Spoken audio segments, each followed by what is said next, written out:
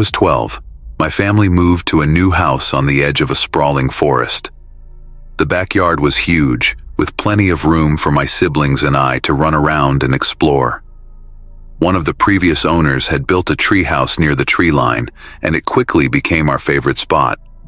Unlike most treehouses, this one was built high up, about 20 feet off the ground, and accessible only by a rope ladder.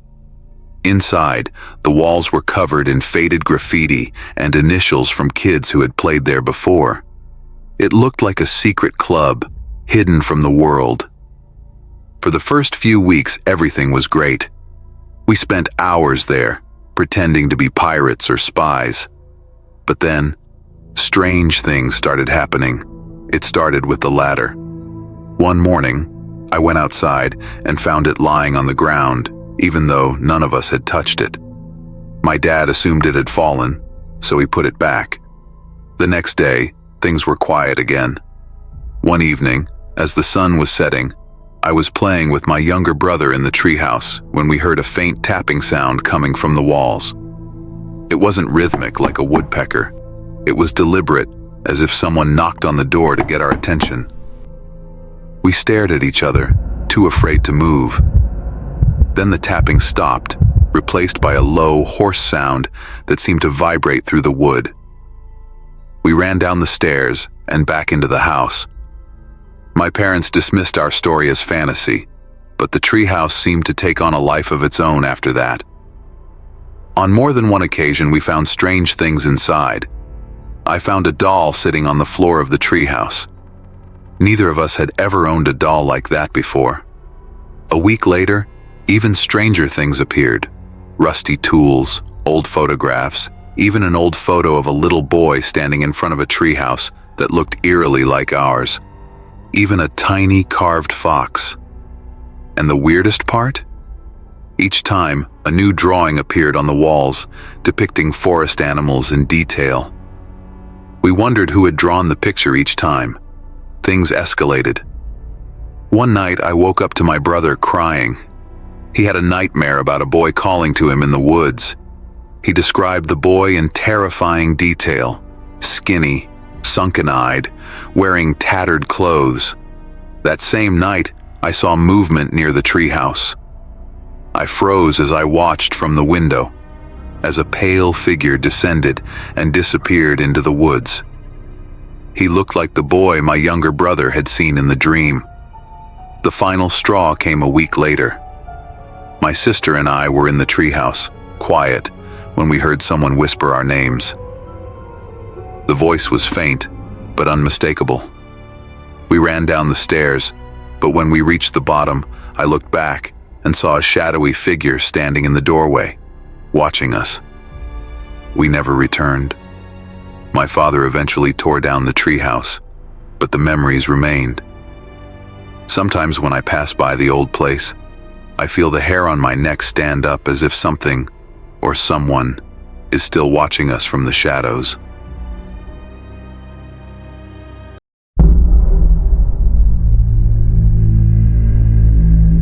When I was 11, my family moved to a quiet town on the edge of an expansive forest. Our new house was old, with creaking floors and a sprawling backyard that stretched into the woods. The property had one standout feature: a weathered two-story treehouse perched on the largest oak tree. Its ladder, made of wooden planks, swayed slightly when climbed, and the windows were cracked, giving it a ghostly appearance. My parents warned me not to play in it until they could make repairs, but that didn't stop me. I'd often sneak out to explore it alone, enchanted by its old-world charm. I found dusty furniture, faded curtains, and carvings etched into the wooden walls. Names, dates, and symbols were scratched into the wood, but one stood out: "Beware the Watcher." At first, the treehouse felt like my personal escape. I'd spend hours there, imagining grand adventures. But as the days passed, I began to feel like I wasn't alone.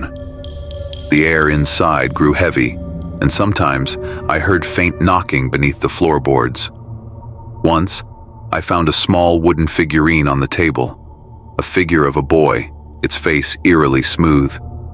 I asked my parents about the treehouse, but they dismissed it as an old relic left by the previous owners. Still, I couldn't shake the unease. One night, as I sat by the window in my room, I glanced at the treehouse. A dim light flickered inside, like the glow of a lantern. My heart pounded. I was sure I had left it dark. Determined to uncover the mystery, I grabbed a flashlight and crept into the backyard. The air was unnaturally still. I climbed the ladder, each creak echoing through the silence. When I reached the top, I saw the lantern again, but no one was there. The moment I stepped inside, the light vanished, plunging the room into darkness. The next day, I returned with my best friend, Danny. We pried open a loose floorboard and found a collection of old photographs, each depicting children standing near the treehouse. They all shared the same strained expression, eyes wide, mouths slightly open, as if caught mid-scream. Scribbled on the back of one photo were the words, "He sees you." We stared at each other, unsettled but curious. That night, I dreamt of the treehouse. In my dream, a tall, shadowy figure with hollow eyes stood at the window, watching me. When I woke up, my curtains were open, and the flashlight I'd left on my nightstand was gone. Danny and I agreed to spend the night in the treehouse the next evening, determined to unravel its secrets. We brought snacks, sleeping bags, and a camera. As midnight approached, the forest around us grew deathly quiet. The treehouse groaned as if alive, and then came the whispers. The sound was faint at first, a low murmuring that seemed to rise from the walls. We tried to pinpoint its source, but it came from everywhere. Then, the lantern flickered on by itself, casting long shadows across the walls. The whispers grew louder, forming words. "Leave. You're not welcome." We froze, too terrified to move. Suddenly, the door slammed shut and the windows rattled violently. Danny grabbed the camera and snapped photos in every direction. The lantern's flame stretched unnaturally high, casting a blinding light. Just as quickly as it started, everything stopped. The lantern extinguished itself, and the door creaked open. We scrambled down the ladder and ran home, our breaths ragged. The next day, we developed the photos. Most were blurry, but one was crystal clear. A tall figure stood behind us in the treehouse, its hollow eyes staring directly at the camera. We told our parents everything, but they didn't believe us. The treehouse was gone when we returned to the backyard later that day. The oak tree stood bare, with no sign it had ever been there. My parents claimed we were imagining things, but Danny and I knew better. Years later, I learned that the previous owners had lost their son. He had disappeared one night after telling his parents he would play in the treehouse. They never found him, and the family left soon after. Some say his spirit lingered, warning others to stay away. Even now, I avoid the woods. Sometimes, I dream of the Watcher and the old treehouse. And when I wake, I swear I can hear whispers in the wind. As a child, my family lived in a quiet country town surrounded by dense woods. My parents always believed in giving us space to explore, so when I was 9, my father built me an oak tree house in the tallest oak tree in our backyard. It was a work of art, a small but sturdy wooden structure with a small window and a secret door leading upstairs. I loved it. It became my sanctuary, where I could escape, dream, and play. For the first few weeks, everything was normal. I would spend hours there reading comics, drawing, or just listening to the sounds of the forest. But one evening, something changed as the sun dipped below the horizon. As packing to leave, I heard a faint, almost imperceptible whisper. I froze, trying to listen. The voice was clear and faint, whispering words I couldn't understand.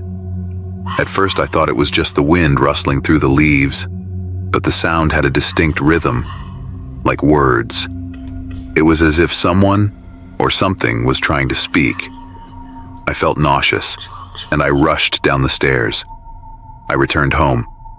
My father laughed when I told him about the Whispering Treehouse. "Maybe it's just your imagination," he said, ruffling my hair. But I couldn't shake the feeling that something was wrong.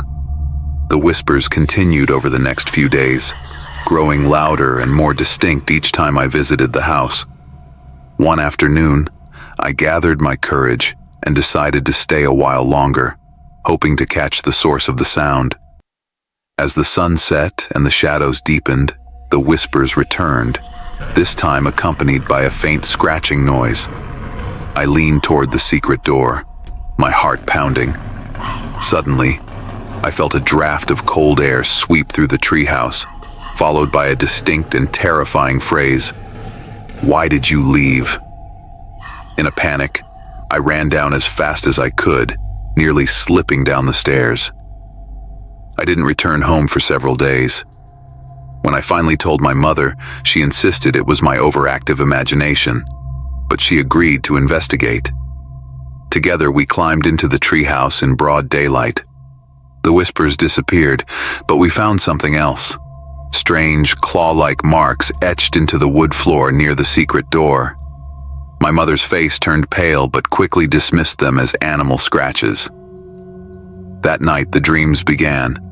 In those dreams, I was always in the treehouse, looking out the window as a shadowy figure circled the tree's base.